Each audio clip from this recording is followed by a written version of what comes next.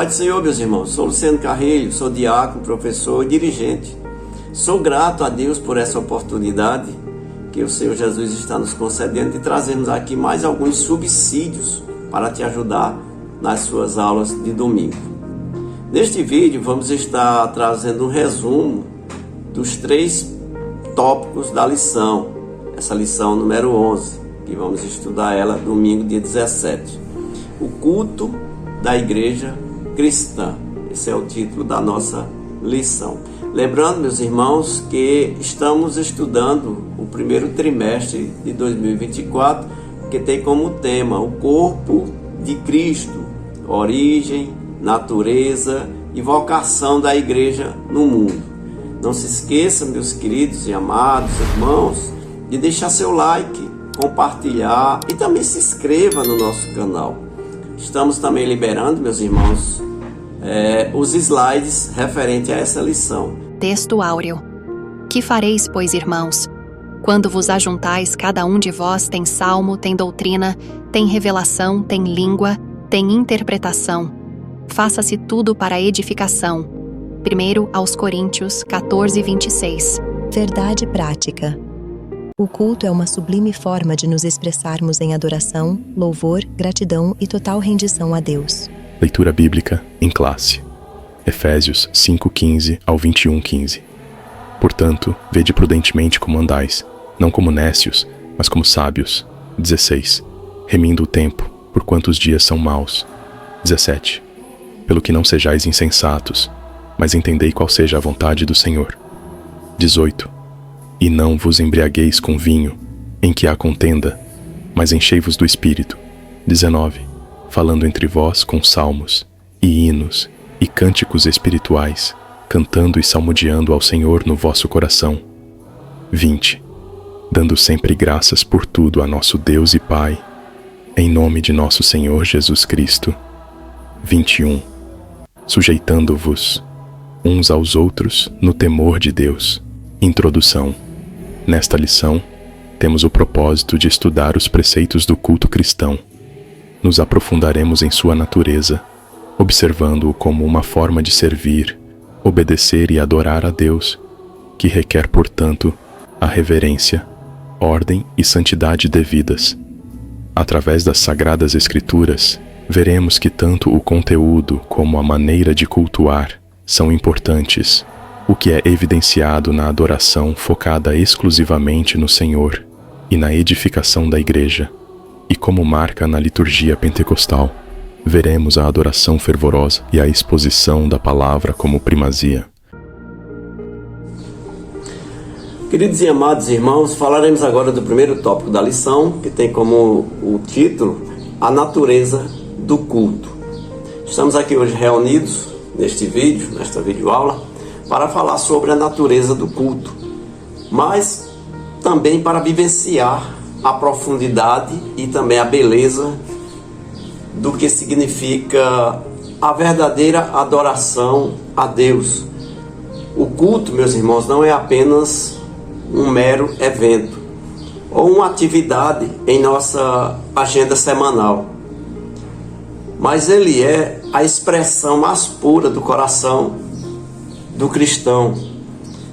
Quando você se aproxima de Deus em um culto, a gente traz não apenas nossas canções, nossas orações, nossos pedidos, mas trazemos a nossa vida, a nossa própria vida em oferta de amor e de obediência à palavra de Deus. A palavra de Deus, a Bíblia Sagrada, ela ensina lá em Deuteronômio, capítulo 6 e o versículo 13, que o culto é, antes de tudo, um serviço a Deus. E isso implica em uma vida entregue e uma vida consagrada ao Senhor. A adoração verdadeira, ela começa no meu e no teu coração, refletindo uma atitude de reverência, de submissão à palavra de Deus. No livro de Atos dos Apóstolos, vemos a igreja primitiva, ela vivencia essa realidade. Enquanto adoravam, o Espírito Santo comissionou os primeiros missionários. mostrando que o culto é também um momento de ouvirmos e responder ao chamado de Deus. Por isso, meus queridos amados irmãos, alunos, ouvintes, o culto ele deve ser solene, como nos ensina através das Escrituras em Eclesiastes capítulo 5, verso 1 e também 1 Coríntios 11, 27. A solenidade aqui mencionada não é um sinônimo de rigidez ou também de formalismos, mas refere-se à seriedade e ao respeito com que nos aproximamos de Deus. O apóstolo Paulo, quando ele orienta a igreja de Corinto, ele enfatizou que tudo deve ser feito com decência e com ordem. Isso nos lembra, meus irmãos, que a adoração não é sobre nossas referências pessoais ou também expressões desordenadas, mas sobre honrar a Deus de forma que reflita a sua santidade e também ordem e também decência. A santidade é um tema recorrente quando falamos de culto. Podemos conferir lá em Levítico 11, 44 e também Isaías 43 e verso 3 e 1 Pedro 1, 15 até o verso 16, quando nos lembra da santidade incomparável de Deus e do chamado para que nós também sejamos santos. O culto não é apenas um espaço para profundidade ou trivialidade. Podemos dizer que é um encontro sagrado da criatura com o Criador do universo. A distinção entre santo e profano, tão enfatizada no Antigo Testamento, continua relevante até os nossos dias. Nossa adoração, meus irmãos, deve refletir a pureza e a dedicação que Deus espera do seu povo. Infelizmente, vivemos em tempos em que muitas reuniões são envernizadas para se parecer com um culto, mas carecem de substâncias e reverências verdadeiras. Essas reuniões podem ter a forma de adoração, pode até parecer, mas não tem essência.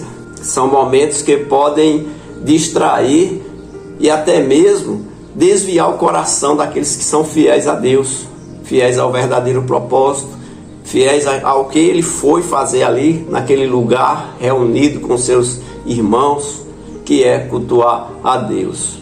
Por isso devemos procurar nos santificar, procurar adorar a Deus quando nos reunimos para cultuar ao Deus do universo. E para concluir esse ponto, permita-me compartilhar alguns exemplos práticos de como podemos viver uma verdadeira natureza de culto em nossa vida diária. Primeiro, meus irmãos, a adoração ela começa no coração, como eu já falei, em nossa relação pessoal com Deus, em oração e também meditação na sua palavra. Isso já é um culto. Segundo lugar, nossa adoração se estende ao nosso serviço ao próximo, refletindo o amor de Deus em ações concretas de bondade e de misericórdia. Isso também já é cultuar a Deus. E finalmente, meus irmãos, nossa reunião como corpo de Cristo é a expressão comunitária dessa adoração, onde juntos elevamos nossas vozes, elevamos nossos louvores, elevamos a nossa adoração a Deus com decência e com ordem, sempre consciente de sua presença entre nós. Que nossas vidas sejam um culto vivo, agradável a Deus, e que nossa adoração, meus irmãos, reflita a beleza e a santidade do Senhor que servimos, porque Ele já fez tudo por nós. Não custa nada cultuarmos a Ele com nosso coração, com nossa gratidão. Amém? Seguiremos para o segundo ponto da lição. Queridos irmãos, aqui no segundo ponto da lição, falamos sobre o propósito do culto. O culto é o momento em que nossos corações e nossas vozes se elevam em um universo para glorificar a Deus. E também para celebrar a sua majestade, reconhecer que Deus é todo-poderoso e que Ele está entre nós, conforme nos lembra o Salmo 48, versículo 1. Quando a gente adora a Deus, meus irmãos, somos lembrados de que Deus é digno de toda honra, toda glória e de todo louvor. E agradecer a Ele por tudo que Ele tem feito por nós, principalmente pela nossa salvação, por ter morrido naquela cruz do Calvário por mim e por você. Por isso, queridos irmãos, no centro do nosso culto está Jesus, está Cristo, o nosso Salvador. Ele é o cerne, Ele é o mediador entre Deus e o ser humano, conforme Paulo lembra lá em 1 Timóteo, capítulo 2, versículo 5. Jesus, queridos, Ele é eterno, Ele é o eterno sacerdote, conforme descrito lá em Hebreus, capítulo 2, verso 17, e também 5, e aí verso 5 e verso 10. É o ponto focal, é o centro de adoração no culto. A gente não está ali para adorar pastor, não está ali para adorar cantor, não. A gente está ali para adorar Jesus, porque foi Ele que nos salvou. Qualquer culto que não coloque no centro e não busque glorificar Jesus, perde totalmente o seu sentido. O culto fica monótono. Infelizmente, como Paulo alertou a igreja lá em Corinto, há momentos, meus irmãos, em que nos reunimos e não celebramos a ceia do Senhor de maneira que deveríamos. A palavra lá em 1 Coríntios 11 e verso 20, ela nos chama e nos alerta a refletir se estamos verdadeiramente adorando a Deus ou apenas realizando rituais vazios, que mais se assemelha a encontros profanos do que um encontro sagrado com seu Criador. O culto não é apenas sobre olhar para cima em adoração, mas também sobre o olhar ao redor para a comunidade de fé que nos rodeia também. Um dos propósitos essenciais do culto é edificar a igreja, fortalecer cada crente para que juntos possamos crescer em fé e amor, como Paulo ensina lá em 1 Coríntios, capítulo 14 e o versículo 26. Tudo que fazemos no culto deve buscar a edificação da comunidade de um todo. Isso reflete no uso dos dons espirituais, onde a manifestação desses dons deve servir como fortalecimento mútuo, seguindo o princípio de que os dons materiais são dados para a edificação do corpo de Cristo, como vemos lá em Efésios 4, verso 11 e verso 12. Por isso, como podemos aplicar essas verdades em nossa vida de culto? Primeiramente, ao nos aproximarmos de Deus em adoração, que possamos fazer isso com corações que verdadeiramente buscam glorificá-lo acima de qualquer coisa. Que nossa adoração também seja uma resposta de amor ao amor primeiro dele, centralizado em Cristo, em que tudo que a gente for fazer durante a adoração de culto.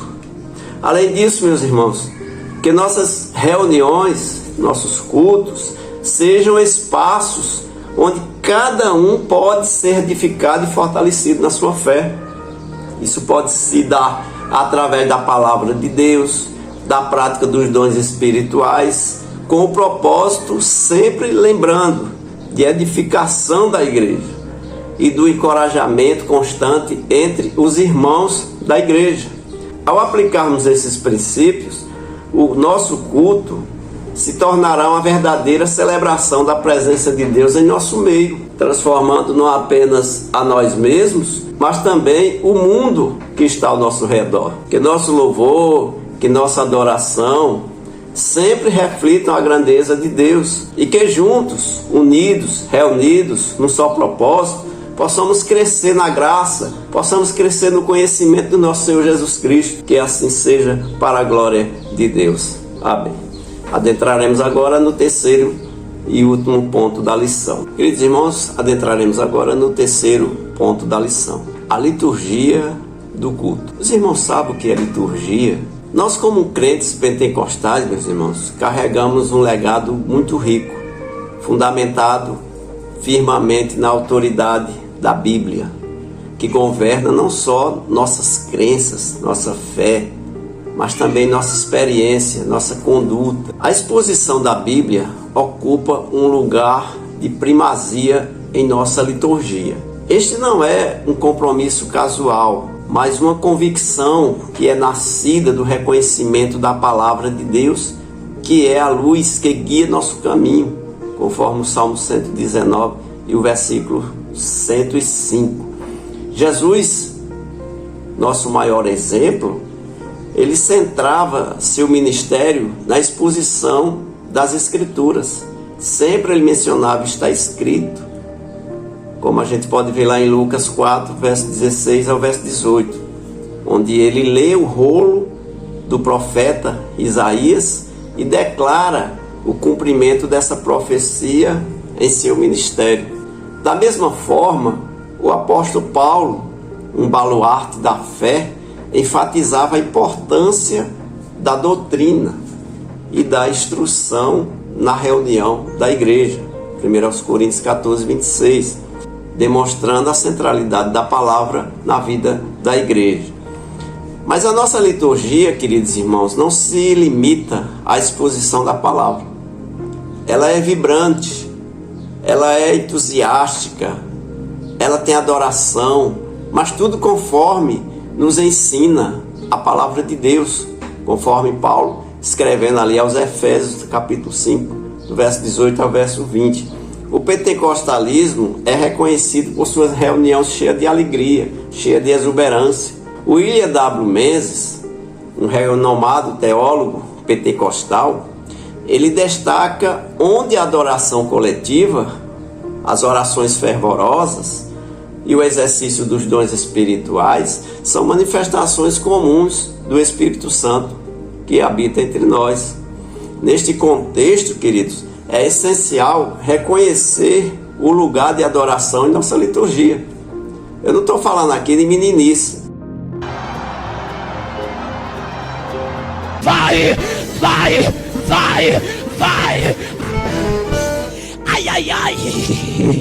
Como acontece em muitas igrejas, mesmo pentecostal e neopentecostal, né? Onde vira uma festa, né? É motivo até de piada na internet. Não estou falando disso, eu estou falando de adoração pentecostal, que é caracterizada por uma resposta direta à percepção da presença de Deus.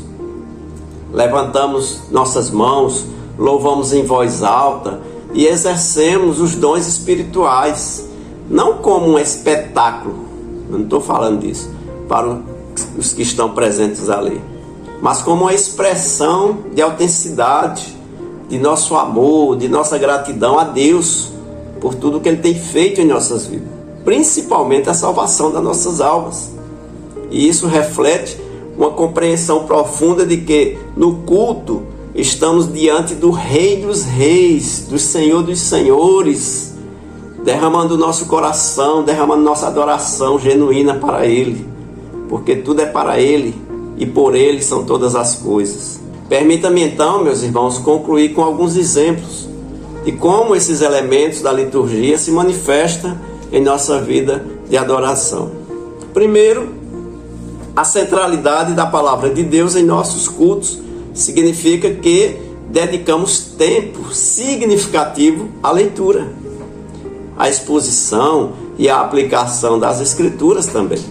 Isso pode se manifestar em sermões que não apenas instruem, mas também desafiam e encorajam a congregação a viver de acordo com a palavra de Deus. Em segundo lugar, meus irmãos, nossa adoração entusiástica se traduz em momentos de louvor, mas só que é aqueles louvores vibrantes, não é aquele louvor morto de culto fúnebre, não. Nossos cultos, nossos cânticos, nossas orações, nossos hinos, não são apenas entoados, mas vivenciados, criando um espaço onde a presença de Deus ela é palpável, ela é sentida em nossa alma. E por fim, meus irmãos, o lugar dos dons espirituais em nossos cultos nos lembra que cada um de nós tem algo a contribuir para a edificação do corpo de Cristo, seja através de uma palavra profética, de conhecimento, de cura ou de encorajamento para aquelas pessoas que ali estão. Que nossa liturgia continue a refletir compromisso com a palavra de Deus, nossa alegria em sua presença e nossa disposição em sermos usados também pelo Espírito Santo para a glória de Deus, nosso Pai. Amém? Que Deus em Cristo vos abençoe. Queridos irmãos, chegamos à nossa conclusão. Espero que você tenha gostado dessa videoaula. Ela é mais um subsídio, né? Porque nós vamos aprender mesmo dentro das salas de aulas, ali na prática, né? Professor, aluno, fazendo perguntas. Aí é onde a gente realmente aprende bem mais. Mas aqui é apenas um subsídio para o professor poder reforçar ainda mais a sua aula no domingo. E chegamos aqui a uma conclusão, né? Nesta lição, vimos os princípios que devem reger o culto cristão. O culto não pode ser de qualquer forma, isso é fato, pois ele tem princípios, ele tem normas para ser seguida. Como Deus é um Deus de ordem, então o culto que se presta a ele também deve ter ordem, deve ter decência. Contudo, ordenado não significa que seja um culto frio, um culto sem vida, nada disso. O culto deve ser um momento de celebração, um momento de alegria e tudo dirigido pelo Santo Espírito. Amém? Que Deus em Cristo vos abençoe e até a próxima aula, se assim Deus nos permitir. Queridos irmãos, se essa videoaula foi uma bênção para você, esse subsídio, não se esqueça de deixar seu like, compartilhar, né, com seus amigos e se inscrever no canal para que você possa ficar recebendo semanalmente. Geralmente a gente distribui esse subsídio às quarta-feiras. E também acompanha um slide que você pode usar também gratuitamente nas suas salas de aulas para melhorar ainda mais a sua aula. Amém? Que Deus em Cristo possa continuar te abençoando nesse seu ministério. Amém.